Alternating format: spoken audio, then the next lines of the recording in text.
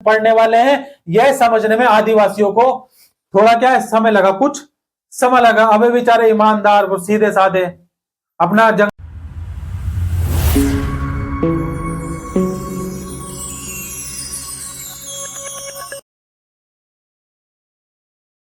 में रहते थे, शिकार करते थे, कुछ झूम खेती करते थे, कुछ क्या थे,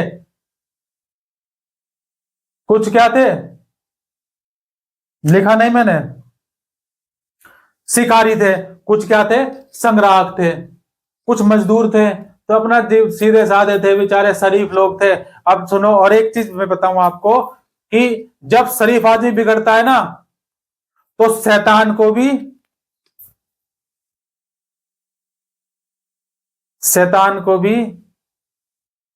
क्या है, जब शरीफ आदमी बिगड़ता है, बताओ बच्चे क्या है, जब शैतान आदमी बिगड़ता है तो शैतान भी कानों से हाथ लगा लेता है।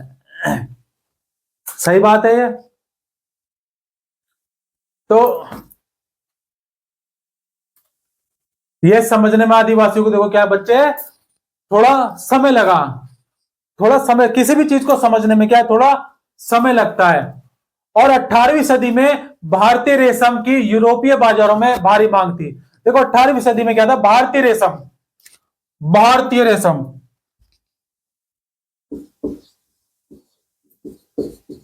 रेशम मार्ग, कनिष्क के बारे में हमने जाना, रेशम मार्ग, जहां से रेशम को ले जाया जाता था। तो रेशम की यूरोपीय बाजारों में भारी मांग थी। भारतीय रेशम की अच्छी गुणवत्ता सबसे आकर्षित करती थी। भारतीय रेशम की अच्छी गुणवत्ता सबसे सबको क्या करती थी, आकर्षित करती थी, अपनी और खींचती थी। जैसे आजकल कौन आकर्षित करता है, जैसे आजकल क्या है, लड़कियां क्या करती है, लड़कियां पेंट करवाती हैं और लड़कों को आकर्षित करती है, क्या करती हैं, आकर्षित करती हैं। लड़कियां नहीं आकर्षित। अच्छा एक चीज मुझे बताओ, जो महिलाएं,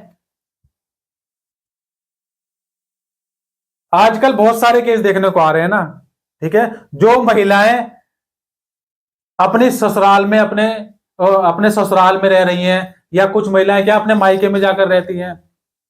भाई महिला कहां रहेगी, ससुराल में रहेगी, अपने पति और अपने लड़के की तरफ से रहेगी ना, क्या बोलेंगे, वर पक्ष के साथ रहेगी। लेकिन कुछ महिलाएं क्या है, मायके मायके में जाकर सालों साल, 2 साल, 3 साल, 4 साल रहती हैं। कुछ घमंडी महिलाएं होती है ना, वो रहती हैं। नहीं अगर होती है, सीधी सादी महिलाएं भी होती हैं, ठीक है, सीधी सादी, तो क्या करते हैं, उनको जैक देते हैं, उसके मायके वाले जैक, नहीं उसके कंधे पर रख के क्या बंदूक चलाते हैं, कंधे पर रख के बंदूक चलाते, नहीं चलाते। तो अब समस्या क्या है, समस्या ये थी कि देखो रेशम की अच्छी गुणवत्ता सबको आकर्षित करती थी, और यहाँ आकर्षित से हमने थोड़ा सा क्या आकर्षित हो गए हम, ठीक है ना। और मातृ शक्ति का देश है, क्या है, मातृ शक्ति का देश है, और महिलाओं का हमेशा सम्मान करना चाहिए। और महिलाएं आजकल पुरुषों की रेस में क्या है, आगे निकल रही हैं। महिला और पुरुष का हमेशा क्या है, कंपटीशन चलता रहता है। आजकल क्या है, बराबर महिला और पुरुषों का क्या है, बराबर समान माना जाने लगा ना। पहले क्या था, देखो पहले 1920 में इंग्लैंड में महिलाओं को वोट देने का अधिकार मिला। 1920 में पहले महिलाओं को वोट देने का अधिकार नहीं था। सती प्रथा, उसका अंत हुआ, सती प्रथा का अंत हुआ। विधवा पुनर्विवाह, उसका भी अंत हुआ। तो महिलाओं ने देखो क्या है, शुरू से ही फाइट करती आई है। महिलाएं शुरू से क्या है, फाइट करते हैं, स्ट्रगल करती आई हैं। और कुछ महिलाएं तो झांसी की रानी की तरह होती हैं, क्या होती हैं, झांसी की रानी। मिताली राज, कल्पना चावला, है ना, कल्पना चावला अंतरिक्ष में फतेह कर ली, क्या हो गया, अंतरिक्ष फतेह कर लिया। तो बहुत सारी महिलाएं हमारे इतिहास में हुई और अभी भी हैं, और अभी भी यही चीज जो है क्या, प्रगति पर है, दिन पर दिन क्या है, प्रगति पर है। तो आकर्षित, करने से मेरा प्रति क्या था, जो महिलाएं क्या है अपने मायके में साल 2 साल 3 साल से बैठी हैं, अब वो कहीं, अब शादी हुई, क्योंकि शादियों का सिलसिला तो सभी जगह होता है, नहीं होता है? शादी का सिलसिला क्या है, सभी जगह है। शादियों का भी सीजन होता है, जैसे अभी हमने देखा किसान क्या थे, सारी खेत वेत में जो है कटाई करके, खेती की कटाई करके जो पैसा आता है, फिर उसके बाद क्या है, नाच गाना और शादियों का काम निपटाते हैं, शादियों का काम निपटाते हैं। तो अब वह महिला किसको आकर्षित करने के लिए तैयार होगी? अपने पति को? उसका पति तो वहां ही नहीं है ना। सोचना, यहां पे, यहां कितनी महिलाएं हैं देखो, हाथ खड़े करो तो जरा, जो मैरिड कपल हैं, कपल भी हैं, अच्छा पति पत्नी भी बैठे हैं, क्या बात है, देखो ये भी है, बहुत बढ़िया। मैं आपको प्रणाम करता हूं, आप दोनों देखो क्या, दोनों साथ में बैठे हैं, couple. Okay, thank you. Okay, come to the point. तो भारत का निर्यातक तेजी से, भारत का निर्यात तेजी से बढ़ रहा था। निर्यात, आयात निर्यात होता है ना, आयात होता है निर्यात। जैसे जैसे जैसे बाजार फैला, ईस्ट इंडिया कंपनी के अवसर, ईस्ट इंडिया की स्थापना 1600 में हुई, 1600 ईस्वी में ईस्ट इंडिया कंपनी की स्थापना हुई। तो जैसे जैसे बाजार फैला, ईस्ट इंडिया कंपनी के अफसर इस मांग को पूरा करने के लिए रेशम उत्पादन पर जोर देने लगे, रेशम उत्पादन पर जोर देने लगे। वर्तमान झारखंड में स्थित है, वर्तमान का क्या है, झारखंड, झारखंड का हजारीबाग, कौन सा बाग,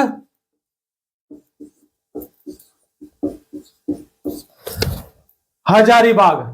हजारीबाग के आसपास रहने वाले संथाल, संथाल, संथाल जाति है, ठीक है ना। तो संथाल रेशम के कीड़े पालते थे। ये संथाल जो जाति है, जाति, ये क्या, रेशम के कीड़े पालते थे। रेशम के व्यापारी अपने एजेंटों को भेजकर, अपने एजेंटों को भेजकर आदिवासियों को कर्जे देते थे, आज भी है, मैं बताऊंगा अभी कैसे। और उसके कृमि कोजों को इकट्ठा कर लेते थे। देखो आज कैसे, आज के किसान भी लोग कर्जा लेते हैं और साहूकार आज भी बैठे हैं, ठीक है, साहूकार आज भी किसानों को कर्जा देता है। और बहुत सारे किसान हैं जो कि कर्जा लेकर फसल उगाते हैं और उनकी फसल कभी प्राकृतिक आपदा से, या कभी बारिश ज्यादा हो गई, सूखा पड़ गया, बारिश हुई नहीं, या फिर ज्यादा पैदावार हो गई, उस खेती की ज्यादा पैदावार हो गई तो सस्ते दामों में बिकी। तो कई इस तरह की कई समस्याएं आती हैं किसानों के जीवन में। तो उससे क्या है, नुकसान हुआ तो कर्ज कैसे देगा, और ब्याज इतना ज्यादा, तो आत्महत्या भी कर रहे हैं बहुत सारे। आप आंकड़ा देखे, पढ़ा करो बच्चे, पढ़ा करो, जानकारी, पढ़ने से मेरा आशय पता है क्या है, पढ़ने से मेरा आशय यह है कि कुछ नहीं है, ठीक है ना। Come to the point, come to the point, बाद में बात करेंगे, ठीक है, क्लास के बाद सारे सवालों के जवाब मिल जाएंगे, ठीक है ना। एक एक करके सभी बच्चे अपने सवाल नोट कर लें, क्या कर लें, नोट कर लें, क्लास के बाद पूछ लेना, ओके। तो कीड़े पालते थे और क्या करते थे, एजेंटों को भेजकर, व्यापारी अपने एजेंटों को भेजकर क्या है, आदिवासियों को कर्ज देते थे, उनके और उनके क्रमिकोजों को इकट्ठा कर लेते थे। 1000 क्रमिकोजों के लिए 3 से 4 रुपए मिलते थे, 3 से 4 रुपए मिलते थे। इसके बाद इन क्रमिकोजों को बर्दवान या गया भेज दिया जाता था। कहां, गया, बिहार में है गया, झारखंड भी बिहार में है, ठीक है ना। बिहार की राजधानी क्या है, झारखंड। या जहां उन्हें 5 गुना दाम पर बेचा जाता था, कितने गुना, 5 गुना दाम पर बेचा जाता था। देखो वास्को डी गामा 1498 में केरल के कालीकट बंदरगाह पर आया था, ठीक है ना, कालीकट बंदरगाह पर 1498 में। उसने उसने क्या देखा, काली मिर्च मसाले, तो वो क्या करते थे भाई, फिर अंग्रेजों ने क्या किया, काली मिर्च यहां से ले जाते थे और वहां 10 गुना दामों पर बेचते थे उसको, 10 गुना दामों पर। और सेम चीज यहीं पे, रेशम भी बिल्कुल ऐसा ही है, 5 गुना कीमत पर बेचा जाता था। निर्यातकों और रेशम उत्पादकों के बीच कड़ी का काम करने वाले बिचौलियों को जमकर मुनाफा होता था। जो बिचौलिया होता था ना, उसको जमकर मुनाफा होता था, और रेशम उत्पादकों को बहुत मामूली फायदा मिलता था। स्वाभाविक है कि बहुत सारे आदिवासी समुदाय बाजार और व्यापारियों को अपना सबसे बड़ा दुश्मन मानने लगे थे, अपना सबसे बड़ा दुश्मन मानने लगे थे। अच्छा, काम की तलाश में जाते थे कुछ लोग, क्यों भाई, किसी को काम नहीं मिलेगा तो क्या करेगा, काम की तलाश में जा, काम की तलाश में घर से दूर जाने वाले आदिवासियों की दशा तो और भी खराब थी। 19वीं सदी के आखिरकार से ही चाय बागान फैलने लगे थे। क्या फैलने लगे थे, चाय बागान। अच्छा, चाय किसकी देन है, अच्छा विचार करा आपने कभी कि चाय का आविष्कार किसने किया था, कॉफी का आविष्कार किसने किया था। इसमें क्या होता है, कैफीन, निकोटीन होता है, कैफीन, कैफीन पाया जाता है। चाय का आविष्कार किसने दिया था,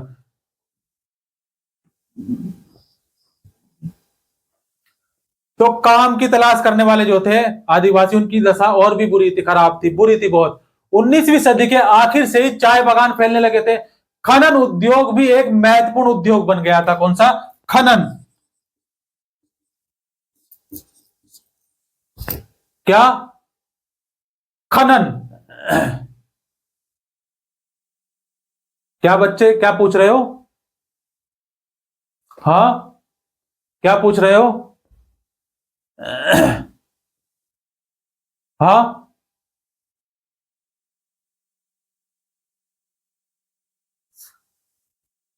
अच्छा, ठीक है, ये लें,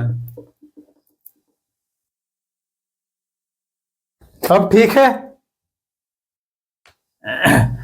खनन उद्योग महत्वपूर्ण,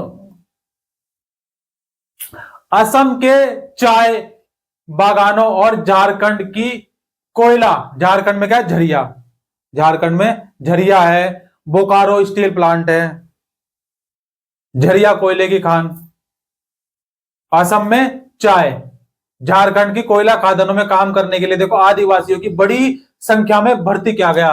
क्या किया गया, आदिवासियों को बड़ी संख्या में भर्ती किया गया। इन लोगों को ठेकेदारों की मार्फत भर्ती किया जाता था।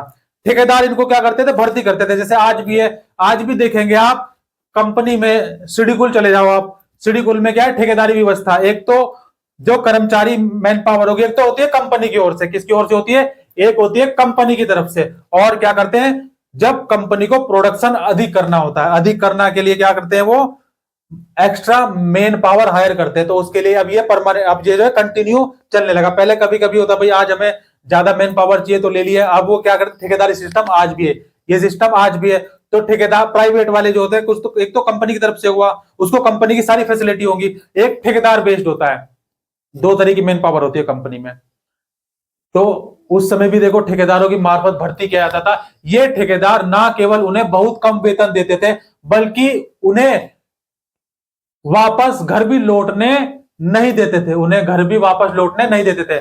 नजदीक से देखने पर 19वीं और 20वीं सदियों के दौरान, बहुत नजदीक से देखो, लेंस लगाकर देखो बच्चे, बहुत नजदीक से देखो, नजदीक से देखने पर 19वीं और 20वीं सदी के दौरान देश के विभिन्न भागों में जनजातीय समूहों ने बदलते कानूनों और अपने व्यवहार पर लगी पाबंदियों, नए करों और व्यापारियों व महाजनों द्वारा किए जा रहे शोषण के खिलाफ कई बार बगावत की, कई बार।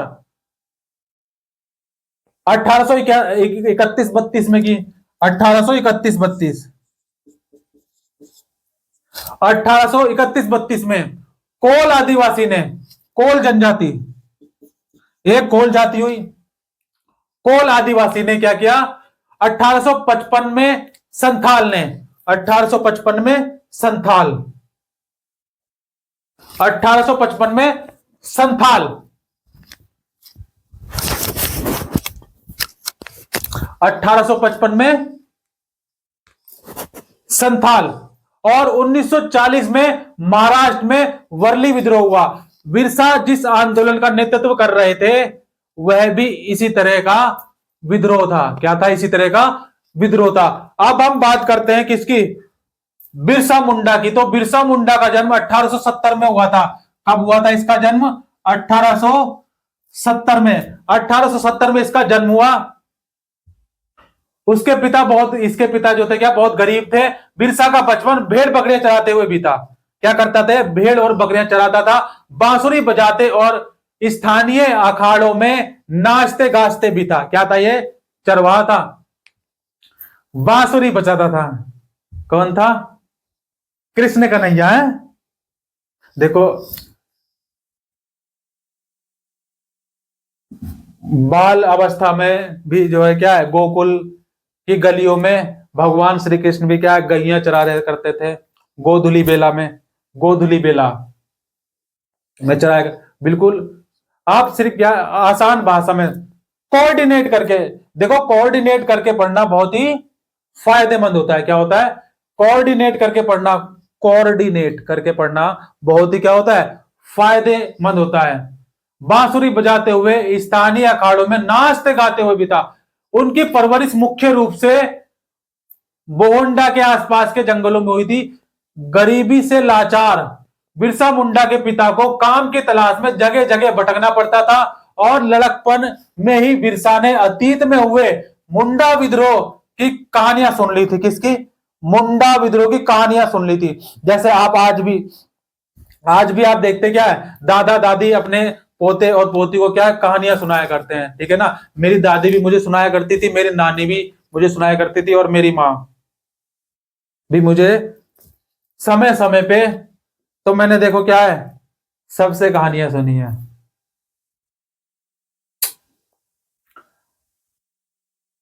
समझ पा रहे बच्चे? नहीं समझे? उन्होंने कई बार समूह के सरदार कौन, मुखिया को विद्रोह का आह्वान करते देखा था।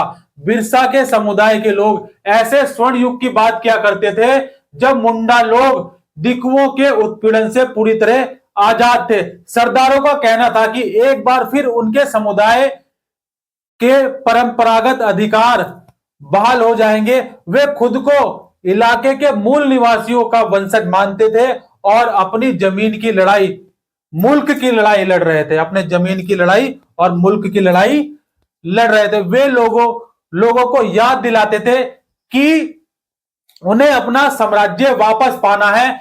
बिरसा स्थानीय मिशनरी स्कूल में जाने लगे, जहां उन्हें मिशनरियों के उपदेश सुनने का मौका मिला, और मौका जहां भी मिले वहां चौका मार देना चाहिए।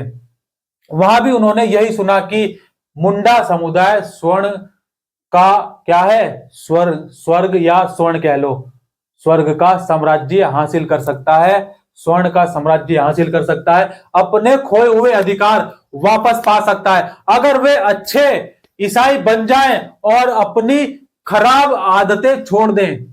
खराब आदतें कौन सी? शराब पीना, गाली गलौज करना, ठीक है, एक दूसरे से लड़ाई करना, बुरी आदतें छोड़ दें। बाद में बिरसा ने एक जाने माने वैष्णव धर्म प्रचारक के साथ भी कुछ समय बिताया। उन्होंने जनेऊ धारण किया और शुद्धता व दया पर जोर देने लगे। शुद्धता और दया पर क्या कहने लगे? जोर देने लगे। अपनी किशोरावस्था में बिरसा जिन विचारों के संपर्क में आए उनसे वह काफी गहरे तौर पर प्रभावित थे। अब खरबूजे को देखकर रंग बदलेगा नहीं। अब किसी का कट्टों का व्यापार हो, अगर अब एक संत है, कट्टों का व्यापारी है, तो दोनों के इन्वायरमेंट अलग है ना, तो इन्वायरमेंट के हिसाब से ग्रोथ होगी। इन्वायरमेंट के हिसाब से क्या होगी बच्चे? ग्रोथ होगी। इन्वायरमेंट के हिसाब से ग्रोथ होगी। काफी प्रभावित थे। और बिरसा आंदोलन आदिवासी समाज को सुधारने का आंदोलन था। बिरसा आंदोलन जो था क्या था? आदिवासियों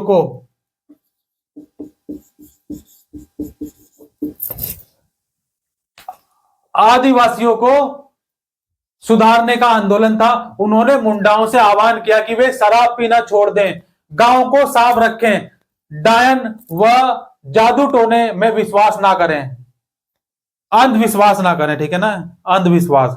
आजकल तो अंधविश्वासी बहुत है ना। अंधा कानून है आजकल। आजकल का कानून अंधा नहीं है, ट्रांसपेरेंट हो गया है। क्या हो गया है? ट्रांसपेरेंट हो गया है, ट्रांसपेरेंट। और जो अंधा समझ के करता है ना, घूस ले ली जैसे, तो उसकी वो घुस भी जाता है। तो जादू टोने पर विश्वास ना करें। यहां ध्यान देने वाली बात यह है कि बिरसा ने मिशनरियों और हिंदू जमींदारों का भी लगातार क्या किया? विरोध किया। वह उन्हें बाहर का मानते थे जो मुंडा जीवन शैली को नष्ट कर रहे थे। वे उन्हें बाहर का मानते थे जो मुंडा जीवन शैली को नष्ट कर रहे थे। 1895 में 1895 में कब? 1895 1895 में बिरसा ने अपने अनुयायियों से आह्वान किया क्या? कि वे अपने गौरवपूर्ण अतीत को पुनर्जीवित करने के लिए संकल्प लें। क्या करें? अपने गौरवपूर्ण अतीत को पुनर्जीवित करने के लिए क्या करें? संकल्प लें। वह अतीत के एक ऐसे स्वर्ण युग का सतयुग की चर्चा करते थे जब मुंडा लोग अपना जीवन जीते थे, तटबंध बनाते थे, कुदरती झरनों को नियंत्रित करते थे, पेड़ और बाग लगाते थे, पेट पालने के लिए क्या करते थे? खेती करते थे। पेट पालने के लिए खेती करते थे। उस काल्पनिक युग में मुंडा अपने बिरादरों और रिश्तेदारों का खून नहीं बहाते थे, वे ईमानदारी से जीते थे। बिरसा चाहते थे कि लोग एक बार फिर अपनी जमीन पर खेती करें। बिरसा क्या चाहते थे? कि लोग एक बार फिर अपनी जमीन पर खेती करें, एक जगह टिक कर रहें और अपने खेतों में काम करें। अंग्रेजों को बिरसा आंदोलन के राजनीतिक उद्देश्यों से बहुत ज्यादा परेशानी थी। अंग्रेजों को यह आंदोलन मिशनरियों, महाजनों, हिंदू भूस्वामियों और सरकार को बाहर निकाल बिरसा के नेतृत्व में मुंडा राज स्थापित करना चाहता था। यह आंदोलन इन्हीं ताकतों को मुंडाओं की सारी समस्याओं व कष्टों का स्रोत मानता था। अंग्रेजों की नीतियों उनकी परंपरागत भूमि व्यवस्था को नष्ट कर रही थी। हिंदू भूस्वामी और महाजन उनका जीवन और जमीन छीनते जा रहे थे और मिशनरी उनकी परंपरागत संस्कृति की आलोचना कर रहे थे। परंपरागत संस्कृति की क्या कर रहे थे? आलोचना कर रहे थे। जब आंदोलन फैलने लगा तो अंग्रेजों ने सख्त कार्रवाई का फैसला किया। जब यह आंदोलन फैलने लगा तो अंग्रेजों ने क्या किया? अंग्रेजों ने सख्त कार्रवाई का फैसला किया। उन्होंने 1895 में बिरसा को क्या किया? गिरफ्तार किया और दंगे फसाद के आरोप में 2 साल की जेल सुना दी। दंगे फसाद के आरोप में 2 साल की जेल सुना दी। और दंगे फसाद के कारण क्या हुआ? 2 साल उसको जेल में रहना पड़ा। अब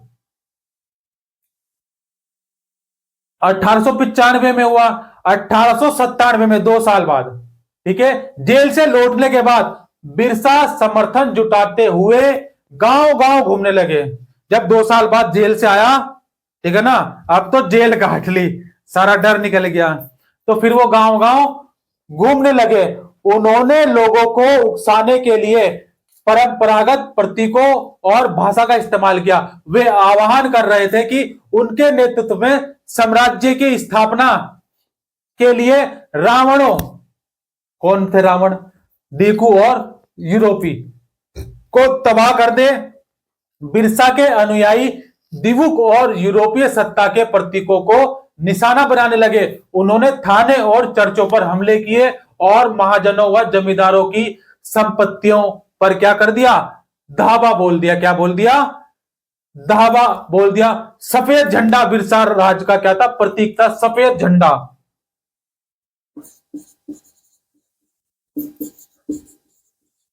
सफेद रंग शांति का प्रतीक होता है। किसका? शांति का प्रतीक होता है सफेद रंग। और सफेद झंडा ही बिरसा राज का क्या था? प्रतीक था। 1900 में बिरसा की हेजे से मृत्यु हो गई। 1900 में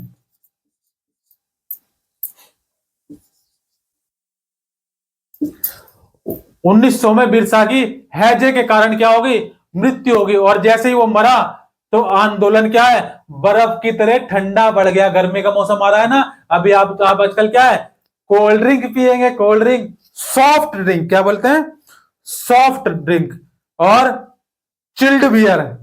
बियर कौन कौन पीता है? अच्छा, बियर आप पीते हैं। अच्छा, चिल्ड बियर कौन पीता है? एक तो बियर पी, एक चिल्ड बियर कौन पीता है? अच्छा, चिल्ड फैंटा कौन पीता है? नहीं, come to the point. Okay, यह आंदोलन 2 महीने में महत्वपूर्ण था। जब इसका मर गया भाई 1900 में मर गया और 1600 में ईस्ट इंडिया की स्थापना हुई थी।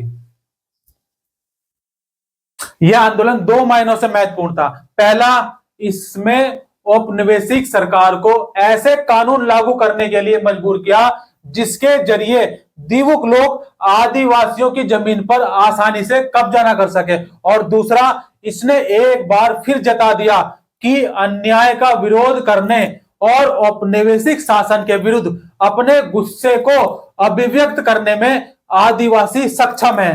क्या है? आदिवासी सक्षम है। उन्होंने अपने खास अंदाज में अपनी खास रस्मों और संघर्षों के प्रतीकों के जरिए इस काम को क्या किया? अंजाम दिया। और इसी अंजाम के साथ जय हिंद, जय भारत। मिलते हैं नेक्स्ट वीडियो में। Thank you.